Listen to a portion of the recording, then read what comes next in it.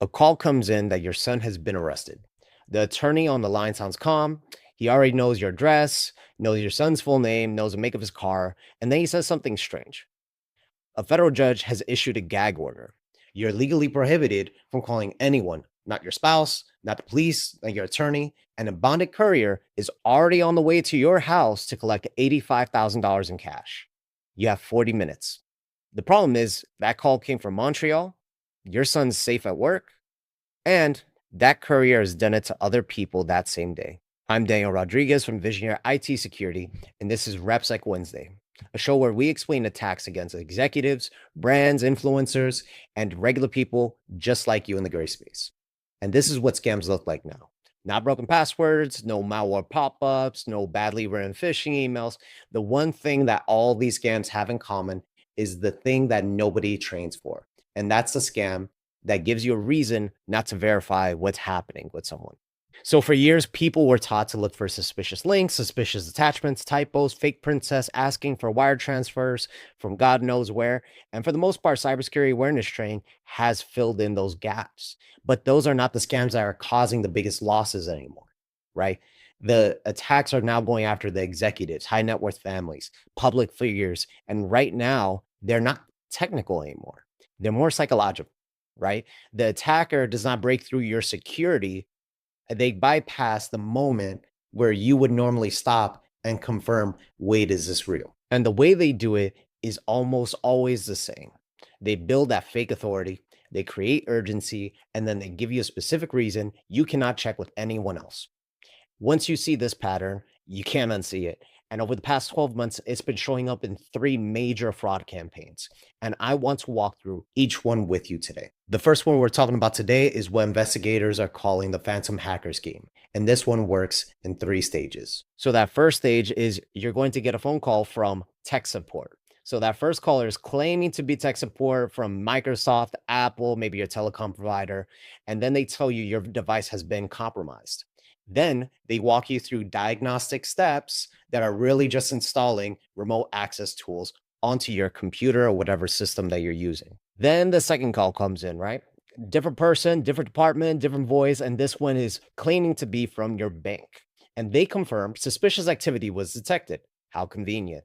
And because you already believe the first call was real, this one feels like an independent confirmation. Now they hit you with call number 3. The FBI or Homeland Security or some alphabet soup federal agency financial crimes investigator. And now they're telling you that your assets have potentially been tied to criminal exposure and need to be moved into a secure holding account immediately to avoid seizure. And at that point, the victim is not making clear financial decisions. They're just reacting emotionally because they think that they're about to be arrested, that they're involved in some crime, that some hacker is going through all these different avenues to ruin their lives.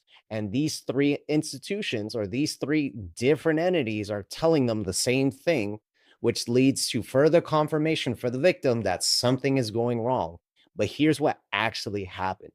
None of those phone calls verified anything independently because they all came from the same organization.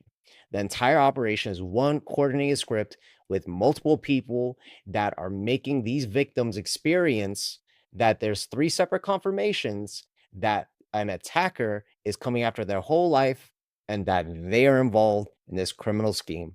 And that is the scam. That's the play that these organizations are doing.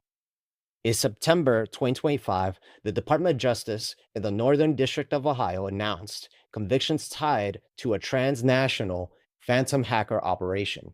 Victims moved their whole entire life savings under threat of federal arrest, not because of their security systems that failed, but because they trusted the wrong chain of voices. So the second pattern we're going over today is often more dangerous for executives specifically. And again, when we talk about executive security, we're talking about CEOs, CIOs, CFOs. If you have a C in your title, this applies to you. So the Executive Masquerade involves no ransomware, no systems get encrypted, no dramatic lock screen is appearing. Instead, what the attackers are going to do is they're going to gain access to sensitive communications through third-party vendor breaches. So these are old school breaches, old data exposures, compromised legacy systems, and then they contact that executive directly, usually through like a personal email, sometimes through a text, sometimes through an encrypted messaging app like WhatsApp. And the message claims to be from a known ransomware group, most commonly lately is BianLian.ces. And the threat is simple: pay or they're going to release embarrassing personal communications. Now, think about what's happening next, right? The executive does not route this through corporate security. They do not escalate internally. They don't do any of that because the content that they're being threatened with is personal. And these are personal messages that they're being threatened with that they don't want their company finding out about because they're embarrassing, they're personal, and they're potentially damaging to their reputation. And the attacker is counting on that silence. The victim isolates themselves voluntarily, and that's the same pattern. You stop verifying because you have a reason not to tell anyone. In March 2025, the FBI and CISA issued an active alert warning for organizations about ongoing campaigns using this exact approach. Not traditional ransomware, it's psychological pressure designed to keep the target quiet, alone, and vulnerable. And now we're going to go over our final attack, which is the one we went through in the opening, which is the gag order scheme or the in-person courier scheme, right?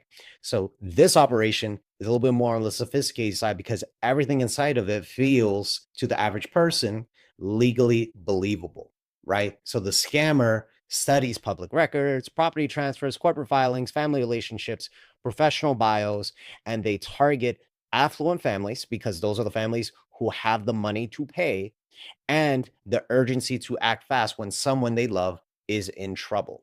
And then the call comes in: a defense attorney, sometimes a court official, sometimes law enforcement, and a family member has been arrested after a serious incident, maybe a DUI, maybe narcotics, maybe a fatal accident. Then comes the key line, which is a lie that the attackers tell the victim, which is a federal or judicial gag order, is prohibiting them from discussing the case with anyone else.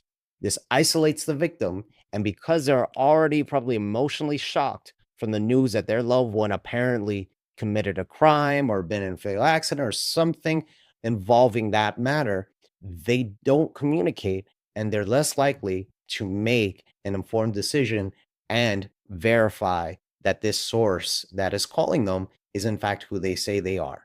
So without those, this person panics, the victim pays the courier without asking any questions, and then they later on figure out this whole thing was a lie. In May 2026, authorities connected a Montreal-based syndicate to more than $21 million stolen from U.S. victims through this exact operation. The coordinator, Stefano Zanetti, received a 15-year sentence. But the amount is not the story, it's the mechanism. And the mechanism is scamming victims into not verifying who they're talking to is in fact who they say they are. And the numbers around this are getting worse fast. Last month, the FBI released its 2025 Internet Crime Report, $20.9 billion in reported losses, highest number ever recorded, and those are just the reported ones. The FCC released data in May showing imposter scams alone rose 20% year over year to $3.5 billion. Right now, imposter scams are the number one fraud category in the United States. There's one more number that I want you to know, and it's crypto kiosk losses hit $388 million across more than 13,000 complaints. And that matters because these operations are increasingly pushing victims toward cash and crypto specifically. Because once that money leaves the traditional banking system, recovery is close to impossible for the victims. And the attackers understand financial infrastructure better than most of the people that they are targeting. So what do you actually do about this now that we've gone over all three schemes? There's three things. First things first is set up a family verification phrase today. One word or one sentence that only you and your immediate family knows just in case you're in trouble. If anyone ever calls claiming a family member is in trouble, the first response is simple. It's just, hey, what's the word? If they don't know the word, then your family member probably isn't there. And that single step destroys the gag order right then and there. Also, even with a gag order present, you are able to confirm with authorities. You're able to confirm with your lawyer. Never stop that confirmation step or that verification step when dealing with a stranger on a phone. Second, route every extortion contact through legal counsel first. If someone reaches out to you, your personal phone or email claiming to represent a ransomware group, do not negotiate on your own. Do not respond alone. Forward it directly to your attorney or general counsel. And guess what? That embarrassment you feel is just part of the operation. Most likely, they don't have any leverage against you. And that emotional isolation is exactly what they're trying to create. Third, never trust a chain of callers who confirm each other. 3 people calling you about the same thing is not independent verification.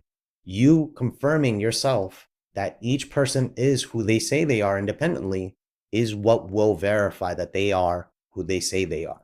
So hang up that call, find the institution's number yourself, whether it's the county clerk's office, the attorney's office, the law enforcement, whoever it is, call that number directly and just verify that they are in fact who they say they are. Thank you so much for watching today's episode. Please like and subscribe if you like this content. And if you want to know how exposed you are to these kinds of attacks right now, we built a free digital risk assessment. Link is in the description. And it's on the QR code on your screen right now. It takes about 5 minutes and it'll show you exactly where you're vulnerable. Like always, this was RepSec Wednesday. Have a great rest of your day and stay safe.